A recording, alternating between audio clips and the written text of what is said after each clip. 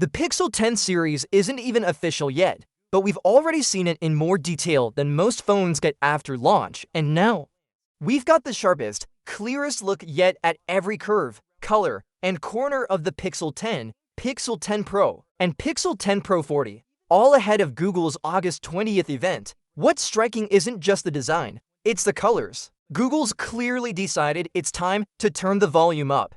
The standard Pixel 10, with its 6.3-inch display, now comes in a bold, bright yellow called Limoncello. It's replacing last year's more muted wintergreen, and honestly, it's hard to miss. This isn't just a phone you carry, it's one that announces itself the moment it leaves your pocket. But Limoncello's exclusivity is part of the twist. You won't see it on the Pixel 10 Pro or 10 Pro 40, though stick to other fresh tones like indigo and frost, plus the returning obsidian, which is basically your classic black-gray. Compared to last year's peony and porcelain, the new palette feels more confident and a little more playful, at least on the non-Pro model. Design-wise, the Pixel 10 lineup doesn't reinvent the wheel. The familiar rear camera bar is still here. The triple lens setup remains, and the side buttons haven't budged.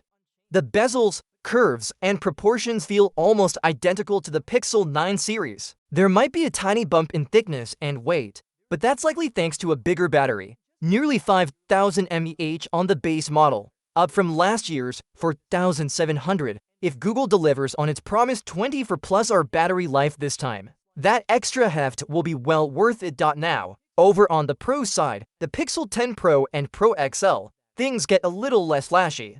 The colors are more understated: obsidian, porcelain, moonstone, and for the XL, a jade option. Last year's Rose Quartz Pro was arguably the prettiest Pixel in years, and it's a bit disappointing to see Google play it safer this time.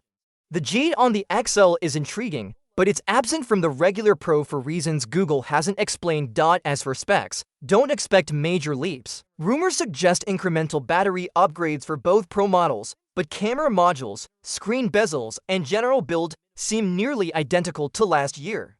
Charging speeds, one of the Pixel's ongoing weak spots, may see a small bump, but nothing revolutionary. It's the kind of upgrade that feels more like a refinement year than a reinvention year. One interesting angle here is Google's apparent strategy to make the regular Pixel 10 the more colorful, attention-grabbing choice, while positioning the Pro models as more subdued, professional devices. That's the reverse of what some brands do, where the high-end model gets all the exclusive finishes. It could be a smart play for users who want premium hardware but prefer a phone that blends in. The August 20th launch should clear up the remaining mysteries, including pricing, final specs, and, importantly, when you can actually buy one. Reports suggest that while all three main models will be unveiled together, the foldable Pixel 10 Pro Fold might not ship until October.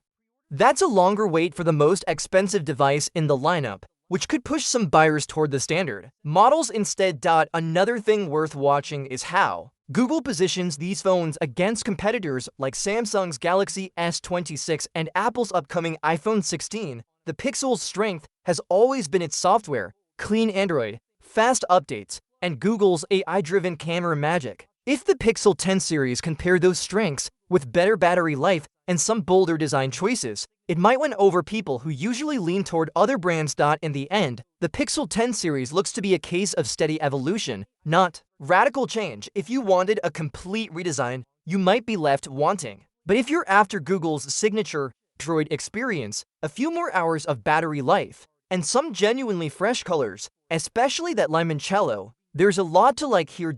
And maybe that's the bigger picture. Not every upgrade has to be about cramming in new features. Sometimes it's about making what's already good just a little better, and making sure you can spot it from across the room. What's your thoughts on this? Let me know in the comments section. See you in the next video. Take care.